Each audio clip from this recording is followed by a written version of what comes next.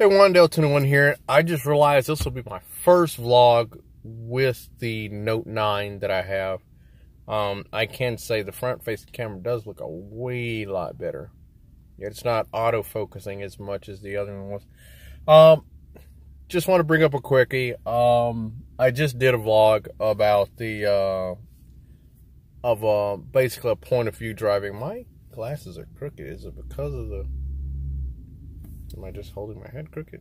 I'm just holding my head crooked. But the reason I'm shooting this video is because I was mostly showing in this last vlog was the instrument cluster on the RAM. Here's the thing. I've been asked many times, in the bottom left, let me turn to the on position. In the bottom left, you will see warning lights come on.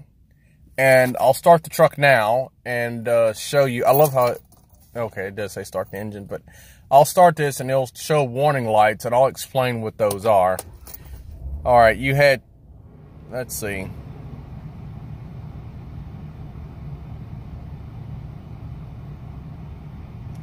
I was trying to get all of them that was in there. There was one that showed before when you first turned the key on, I can't remember. One with the arc in the middle of it is your throttle position sensors. Usually it's your throttle body. Because I experienced this on the Dodge Ram with the Hemi, where the truck had an electronic throttle body where all the sensors were part of it. And that's what that is. The other one is obviously a temperature sensor for your oil coolant. I mean, not oil coolant, but your engine coolant. The other is your I think that other one that flashed might have been transmission. Don't quote me on that. And then the last one was a steering. One's a brake. That might have been what that is. One's a brake sensor, brake ABS light, and then the other one's a steering wheel with the exclamation point next to it. Okay, now this one's doing the autofocus like the other one is doing. Lovely. Except now I can actually manually focus it when it does it now. I can actually manually focus it. Awesome. But here's the thing. None of those alarms are current. Let me explain what that is. When you first turn your car on, you always have a check engine light. Please don't fall out of the bag. You always have a check engine light. This is an always. You always have a check engine light. If your vehicle does not have a check engine light on when you turn the key to the on position, you might want to get it checked out because your computer is not communicating properly. Or it could be an issue with the computer because your computer's check engine light being on is how it diagnoses things. And if you don't have that on with the key on, engine off, you have an issue. But anyway, that is what those lights are. Those lights are key on, engine starting diagnostics is what the cluster's doing. The cluster's going through diagnostics, checking things. It's if you ever owned a motorcycle and if you paid attention to it, and if your bike was either new enough or actually cared about doing those kinds of monitoring, when you start the engine on a motorcycle, you will see an oil pressure light on your motorcycle, but you have good oil pressure because the light will go out.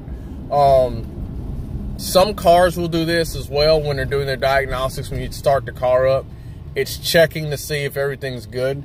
You've got two kinds of setups the way manufacturers will do this. Either they will do the pre-check after or before the vehicle's running. This truck here's computer systems, especially with this dash, and with me, it being an ST, especially with a not an SL2, but with a premium dash in it. I don't know how it does it, because I'm using two different types of systems. Well, actually three, because it's an ST with an SLT harness with a Laramie dash in it. So I don't know how it's, what parameters it's using. But from what it's doing right now is it's checking stuff after... Not after the engine's running, it's checking the stuff while the engine's starting, which is why you get all those alarms and stuff on the engine. But there's nothing wrong with it. And after it goes through, now keep in mind, if your car is set up this way, you just ran that light. if your car is set up this way, oh look, there's a sheriff that watched him run that light and didn't do anything. But if your car is set up this way, what ends up happening is you're typically stuff that can be reset because of parameter changes. I'm trying to rest my arm. It's not working. But if it's something that can be reset, like an alarm that won't throw a code after so long, that's usually what your starting diagnostics will be. Like your oil pressure, your temperature, your ABS, whatever the heck it's monitoring. And your on this truck, because it's got electronic power steering, your electronic power steering diagnostic systems. All of those can have errors on startup, and if they have an error, if that error is fixed, it clears itself, and that's basically what it does. Now, again, this doesn't necessarily mean that the computer's doing it. The computer could not be doing it, and it could be only my instrument cluster doing it. The instrument cluster could be doing that kind of diagnostics. Because on this truck, the instrument cluster is a separate module. So if it's a separate module, what does that mean? It means that, yeah, the truck can and will do diagnostics on its own with that particular module. I'm trying not to hit this truck. There you go. Every module has its diagnostics on it. Usually that diagnostics is done when the vehicle's started running, or it'll do it when we turn the key on. For instance, my radio has a diagnostics on it. The HVAC module has a diagnostic portion on it. The switch, the gear shifter switch, has a diagnostics part on it. The clock spring module has a diagnostic portion in it. Like I said, the instrument cluster's got one. The body control module, which is located behind there, has one. And the RFH module that's behind the rear seat has one. Obviously the computer has one. The ABS has one. The occupant restraint module has one. There are quite a lot of computers. There are quite a lot of computers, and they all have a diagnostic portion of it. Even if it's not a smart computer like the,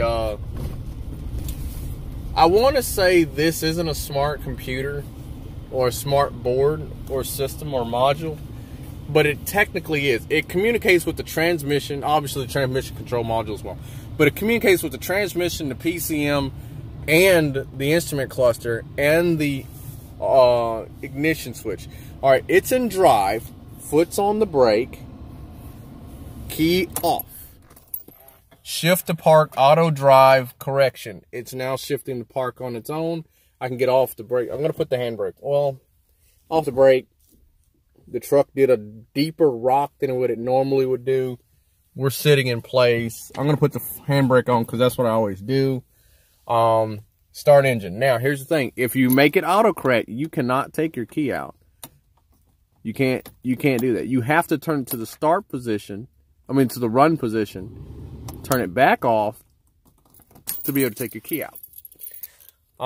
So it's a computer all of its own. I forgot to mention that module too. That's a module that has got a little computer in it.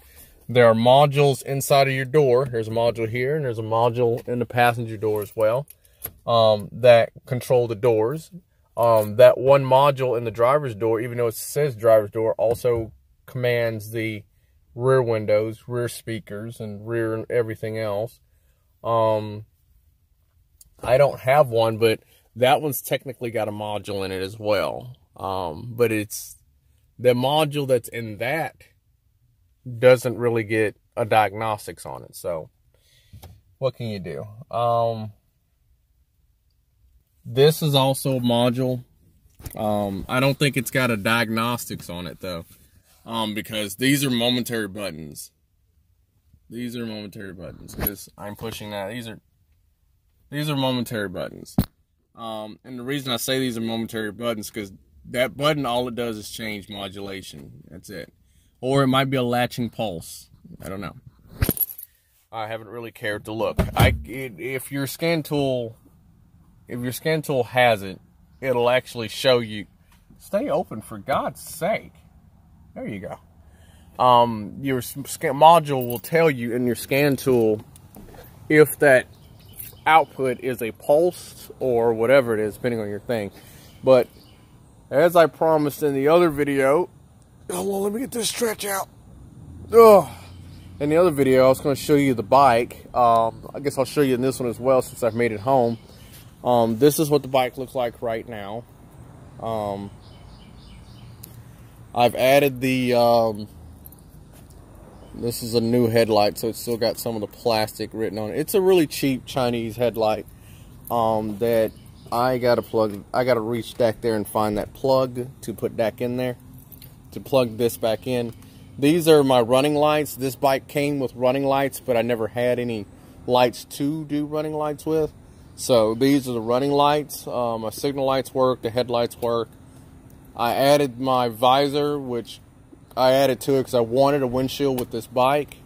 I now have to go into, now that's done. Now it's just getting the correct battery in this, which I ordered a gel.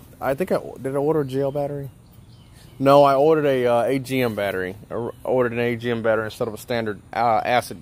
Well, it's still an acid battery, but it's not a liquid acid-based battery. It's a service-free, spill-proof.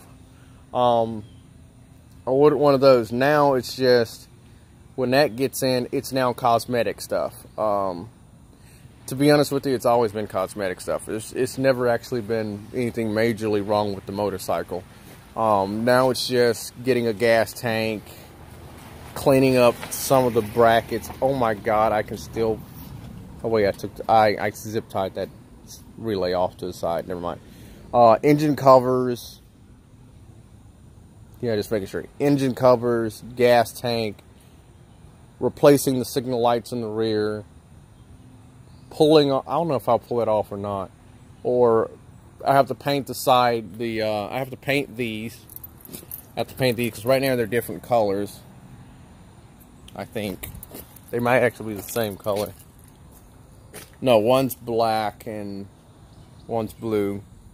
I think this one was new. I can't remember. And no, the seat's not on there because I don't have the battery in it. But this was new.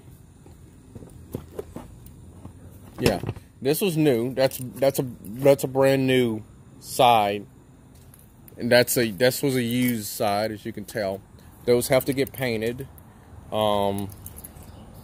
Again, side covers, fuel tank.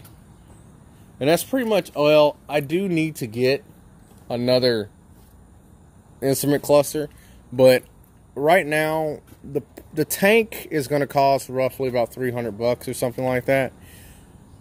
Not including the tank, it's going to cost just the side covers, repainting those, repainting the this back here. Just doing those is going to cost the price of what your Speedo will cost. The tank alone is going to cost well above what that's going to cost, unless I can get one used that's barely damaged. And because I have the red tail on it, I can get any color with that. This bike is registered as, I gotta look. I think the bike is registered as red or it's registered as blue. I don't know. But whichever one it's registered as, I just have to make sure that I have that color on the bike somewhere. Of course, that may be an issue because it may have to be majority of it, but that's what the bike looks like right now compared to what it looked like before. I wish I could show you guys what it looks like before, but it took me a little while to get the bike to have that head on it because that's not that bike's got switched over to an FZ6N. But, I mean, it's not as bad as trying to convert it over from an FZ6R. But, oh well. We're going to go in the house. We're going to get something to eat. And then pass out. Although I think my Xbox friends won't let me pass out. But I'm going to try.